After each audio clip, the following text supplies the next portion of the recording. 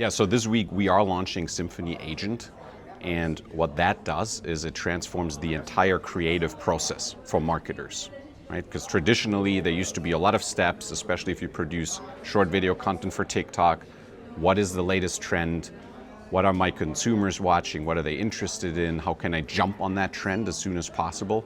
That used to take weeks, and then to produce the creative used to take more weeks. And now with Symphony Agent, using AI, this is going to be automated. So we're effectively bringing down a process that took a long time to within minutes, because that is really remarkable. Within minutes, our marketers are going to have a chance to have a TikTok-first native ad creative. Moritz, want to throw you the perennial scale question, particularly with AI becoming so table stakes for everyone.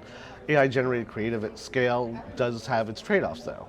How do you think about balancing automation with authenticity on a platform built for a creative culture? So we think of the AI tools we're developing as an amplifier of all the human creativity, of all the creator-led content on our platform. Let me give you an example. A few weeks ago, I was on a business trip, traveled to South America. I was in Argentina, and I was speaking to one of our creators there, and that creator has started to use our Symphony products. And one of the products he started to use was the dubbing, the translation feature. And that opened up a lot of opportunities for him, because previously his content was Spanish only. So his content resonated very well with an Argentinian local audience. And now suddenly, using dubbing, he could dub the videos from Spanish to English, right? Or to other languages. And suddenly his content went viral in other countries. And that also opened up a lot more brand collaboration opportunities. So just one example of how we think our AI is really life-changing for the creator economy.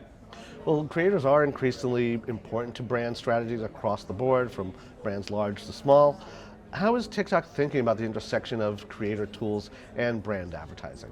Yeah, so first of all, right, what we've always said is for both actually upper funnel and lower funnel advertising, creator content works best. And specifically, it works best in the mid funnel, the consideration layer. Because a lot of brands struggle with that. They're very good in terms of awareness. They know how to drive conversions. But how do you get the transition right? How do you make sure the users move down the funnel efficiently? That is where creator content is super critical, because creator content has by far the highest engagement rates. Users tend to comment, to like, to share. They express their own opinions. They get inspired by creator content to post their own content. That creates brand love, which then translates into purchases later. Moritz, a lot of the conversations that tend to stress the automation and AI focus that agencies and brands have embraced. Looking at creative operations at scale, though, circling back from where we began, what's the role of human creativity versus what should be automated?